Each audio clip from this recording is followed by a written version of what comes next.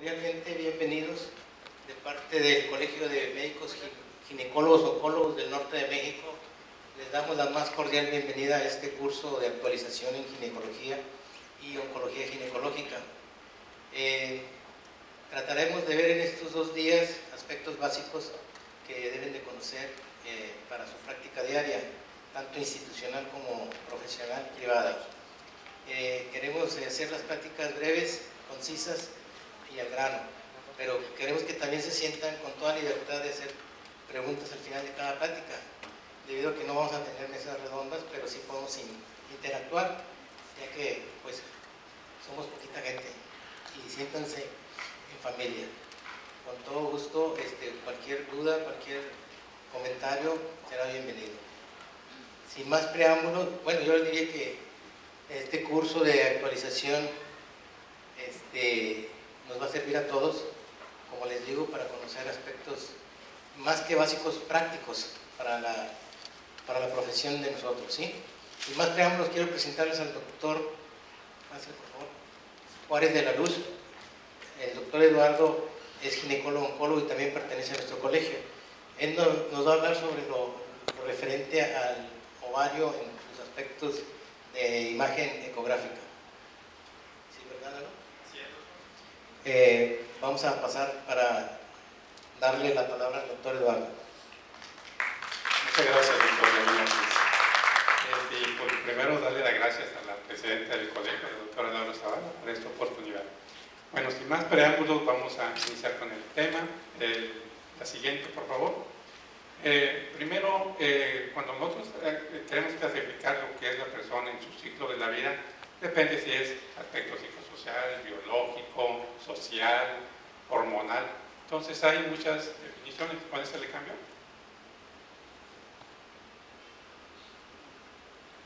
Entonces, y podemos encontrar muchas clasificaciones de cómo hacer esa subdivisión en la vida.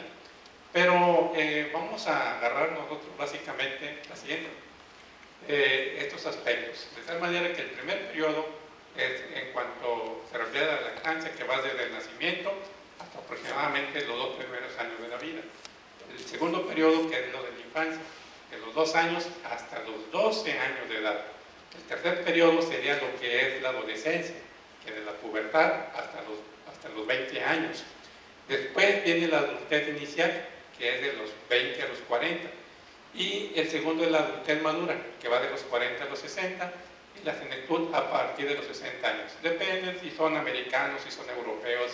Hay quienes consideran la senectud a partir de los 65, los europeos hasta los 70 años. La siguiente. Entonces, básicamente, ¿cómo va a estar el desarrollo, no solamente morfológico de la paciente, sino de cada uno de sus órganos?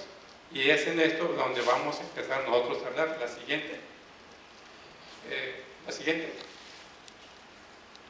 Bueno, entonces, en base a eso, primero debemos... Siguiente. No tiene para qué. Ok. En relación a una antes.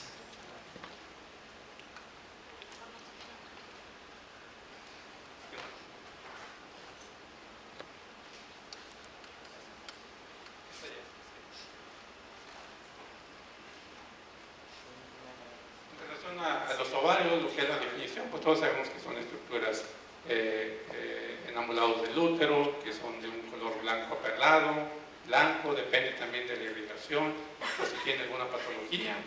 La función principalmente de ellos pues son 2 en cuanto a la ovogénesis y a una producción hormonal, que va desde los estrógenos, progesterona, algo de testosterona, inhibina, la relaxina, o ciertos factores de crecimiento que dependiendo en qué etapa de la vida de la mujer se van a presentar esta producción. Generalmente todos estos se empiezan a producir a partir de lo que es la pubertad, con el inicio de la ovulación. Entonces, en cuanto a la anatomía, primero debemos definir que estos ovarios se encuentran en lo que llamamos la bolsita de Waldeyer, la cual está en la cara posterolateral de la pelvis. Y esta bolsita de Waldeyer generalmente está limitada atrás por el uréter, adelante por la arteria umbilical obliterada, y abajo por la inserción del ligamento ancho. Estamos hablando de la bolsita de Waldeyer. ¿Sí? Generalmente cuando la mujer entra en la pubertad, esto se van perdiendo las relaciones anatómicas en relación así al crecimiento del útero y o a los embarazos, porque tienden a elongar los ligamentos y eso muchas veces hace que se desplacen hacia atrás los ovarios. En relación rápidamente a las arterias que le irrigan, pues vemos que las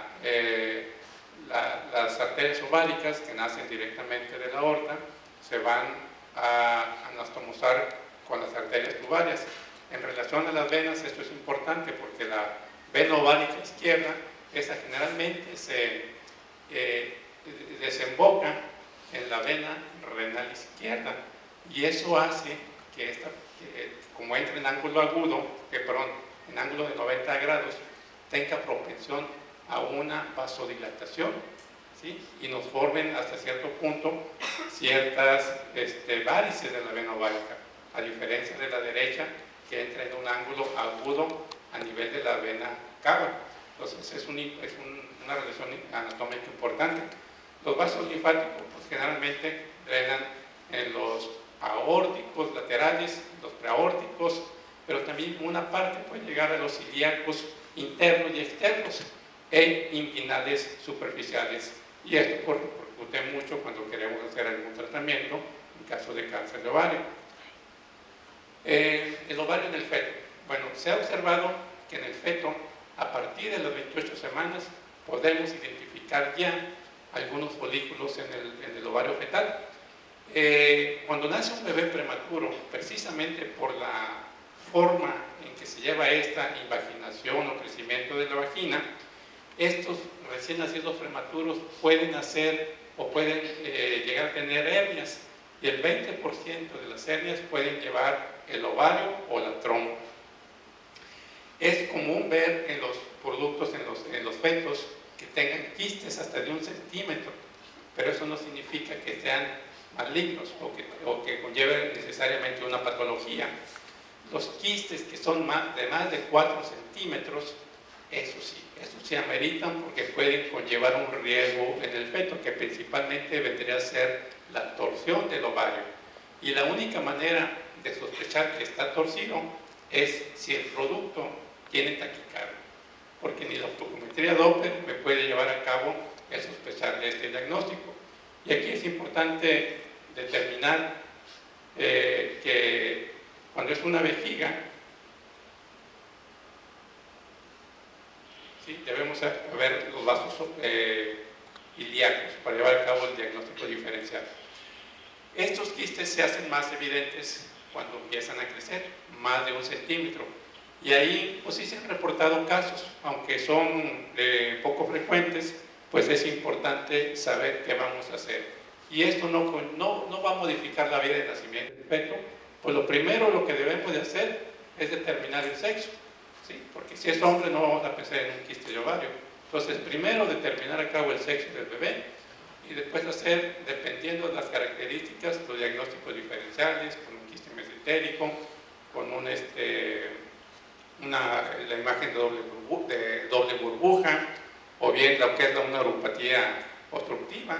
La 13 anorrectal también nos puede dar una imagen muy similar en esto, que en este caso sería un quiste de ovario con algo de componentes mixtos en el centro. Esta sería la vejiga, igual aquí la vejiga, aquí sería un septo del quiste del ovario. También en algunas ocasiones cuando hay alteraciones mullerianas, como es el hidrohematocolpos, también nos puede dar a cabo una imagen muy similar. En relación, una vez que se entra a la infancia, en la técnica, siempre vamos a tratar que haya un adulto presente para si la niña tiene 1 año, 2, 3, 4, 5, es necesario. Hay que tranquilizar al niño. Debemos de usar un transductor, ya sea convexo o lineal, de 5 a 9 MHz, no usar los de 3, 3.5. ¿Sí? Preferente, entre más megahertz tenga, sería más adecuado. La paciente es de cúbito supino y una cosa importante es calentarle el gel a la niña, ¿sí? Que no esté frío, porque ya desde ahí podemos empezarla a poner en estrés. Como vemos aquí, generalmente esta es la imagen que vamos a ver. Esto sería lo que es la vagina, esto sería el cervix, esto sería el útero en sentido longitudinal. Esto es importante porque muchas veces en estos infantes la relación útero-cervix es 1:1, o sea, a diferencia del adulto. En un sentido transversal, así veríamos el útero y los ovarios a ambos lados. Bueno, después el ovario a través de la infancia y en la paciente puber va cambiando de tamaño, y eso obedece a que las gonadotropinas desde la etapa fetal hasta la menopausia van teniendo elevaciones en ciertos periodos de la vida. Cuando tenemos la placenta y se desprende la placenta, los estrógenos bajan. Entonces, eso hace que el gonadostato, que todavía está en proceso de desarrollo, entienda como un feedback negativo y empiece a producir más gonadotropinas. Entonces, estas gonadotropinas van a producir que el ovario crezca un poquito más, generalmente en los 3 primeros meses. Y en los 3 primeros meses nosotros podemos llegar a tener un crecimiento mayor del ovario. Después de los 3 meses, el volumen del ovario generalmente llega a ser con una media de 0.26 centímetros cúbicos. Y vemos cómo va variando a través de los diferentes años hasta alcanzar un volumen de 2.94. Y aquí es importante recalcar que si antes de los 7 años nosotros aquí el volumen ovárico es mayor de 4 centímetros cúbicos, esa paciente tiene riesgo potencial de tener un desarrollo sexual precoz. Entonces, más o menos es lo que debemos de ver en cuanto al volumen de los ovarios. Si aquí nosotros vemos estas imágenes, esta es la imagen de una niña de 1 mes, una niña de 6 meses y una niña de 11 años. ¿Qué encontramos? Parecen muy similares, ¿sí? ¿Qué es lo que nos llama la atención? La presencia de folículos. Pues los folículos es algo normal que podemos encontrar. Si acaso en lo que es a mitad de la infancia, ahí sí podemos encontrar que no tenga más de 6 folículos, ahorita lo vamos a ver. Entonces, ¿cómo vamos a calcular este volumen de los ovarios? Pues simplemente multiplicando el producto de los 3 diámetros, longitudinal, anteroposterior y transverso, por una constante que es de 0.5233 y nos va a dar en centímetros cúbicos. Bueno, entonces lo que habíamos dicho aquí, si nosotros vemos que el volumen ovárico antes de los 6-7 años son más de 6, en una niña menor de 7 años, hay que sospechar que ella tenga algo, ¿sí? Entramos a la adolescencia y empezamos a tener lo que es el ciclo ovárico. Y el ciclo ovárico pues, se define como un crecimiento folicular, la ovulación, la formación del cuerpo lúteo y la luteólisis. Dentro de esto pues, vamos a tener la evolución del folículo, lo que es el reclutamiento folicular de los días 1 a 4, la selección del día 5 a 7 y la maduración del día 8 a 12 para que tengamos una ovulación en el día 13 a 14. Obviamente que algunas veces esta ovulación puede adelantarse o retrasarse bajo ciertas condiciones que comprometen lo que es el feedback, hipófisis ovario. Generalmente, muchas veces en estas causas que vemos algo con frecuencia en una paciente cuando llega con dolor, pues no es más que llega a tener un cuerpo lúteo hemorrágico. Eso es muy frecuente que algunas veces, sobre todo si es del lado derecho, se meta a la paciente a una cirugía por una apendicitis, ¿sí? O por un abdomen agudo. Entonces ahí lo que nosotros recomendamos pues, es llevar a cabo un manejo conservador, expectante, que al cabo de unos 3-4 días el dolor va a ir disminuyendo.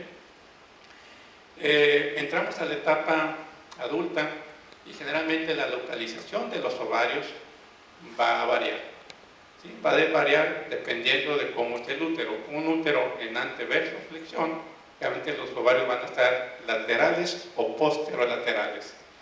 Cuando el útero está en retroversoflexión, realmente los ovarios van a estar laterales, pero sobre todo superiores.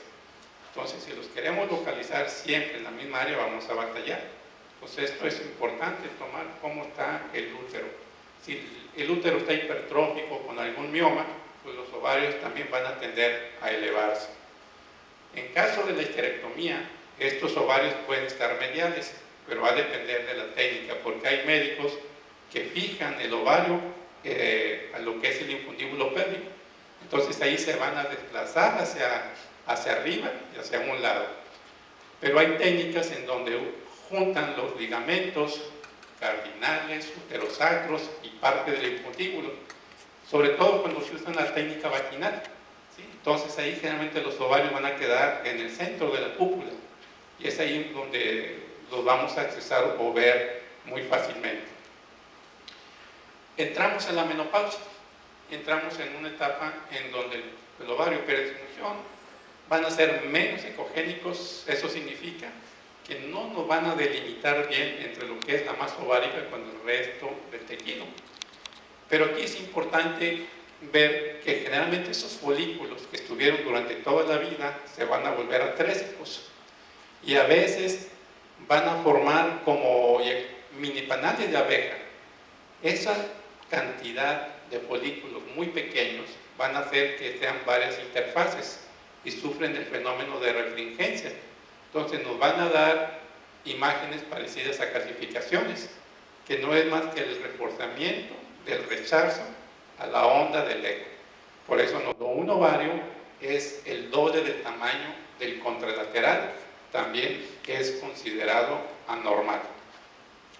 Entonces, en estas pacientes menopáusicas es común ver quistes hasta de 1 centímetro y lo que debemos hacer es darle seguimiento, no hacer o no pensar que tenga algo maligno. Cuando tenemos la menopausia temprana, todavía 1, 2, 3 años, 4 años después de la última menstruación, podemos tener el último óvulo, ¿sí? El pilón que le llamamos en el rancho, ¿sí? Pues fue el último óvulo y podemos llevar a cabo, observar esta imagen.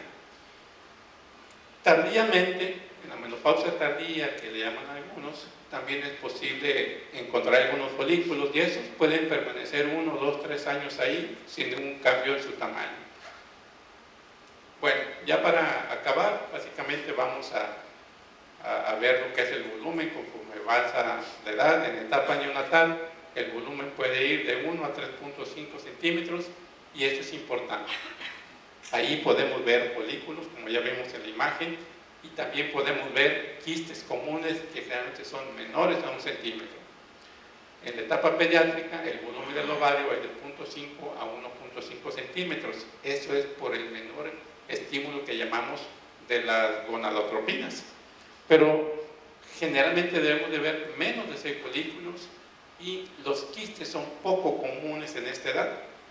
En la etapa prepuberal, generalmente consideramos de 1 a 4 centímetros el volumen normal, podemos ver folículos y quistes. En la etapa reproductiva de 4 a 16, aquí generalmente cuando vemos un volumen ovárico de 20 o más, hay que pensar en algo. Puede ser un ovario poliquístico con aumento de la trama central, o puede ser alguna otra patología benigna o maligna en ocasiones. En la etapa posmenopáusica generalmente lo normal es que sea de 1.2, pero podemos llegar a cabo hasta un volumen de 5.8. Y en estas, como vimos en la imagen anterior, podemos ver quistes hasta en el 20%, pero generalmente no sobrepasan el centímetro. Entonces, generalmente esto es lo que vamos a ver en cuanto a la morfología del ovario normal. Nosotros en la etapa neonatal sí hemos tenido ahí en el hospital, en el transcurso de 28 años, 1 o 2 quistes ováricos y generalmente la mamá se asusta al decir quiste, piensa que es algo malo. El manejo que se le da a estas pacientes es hacerle una ecografía una vez que nazca, a la semana de vida y posteriormente al mes. A los 3 primeros meses los quistes desaparecen, pero a veces se pueden tardar hasta 2 años. Entonces ahí las indicaciones para intervenir a la pacientita neonatal por un quiste de ovario es 1, que sea MIG, de componente sólido. 2, que tenga un ritmo de crecimiento en una valoración hasta la siguiente. Y 3, que tenga el accidente de torsión. Los ovarios menores de 4 centímetros es difícil que tengan torsión. Los mayores de 4 centímetros, eso sí, por eso el crecimiento básicamente sería para prevenir el fenómeno de torsión. Entonces, con esto terminamos la plática, que creo que sí me gustaron los 20 minutos. Y si hay alguna pregunta, sí, con todo gusto podemos responder.